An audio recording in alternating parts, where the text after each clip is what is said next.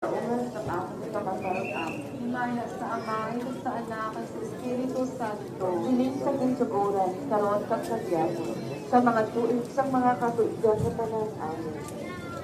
Aton pamalandungon ang iyong makabahin sa mga misteryo sa kasakit, upod ang aton mga intensyon, para sa kaninong kapagidait sa bugos na kalibutan, para sa aton Santo Papa, sa aton mga kaparian, para sa pagliso sa mga makasasala, sa ginabinagit sa palabuton ng eleksyon.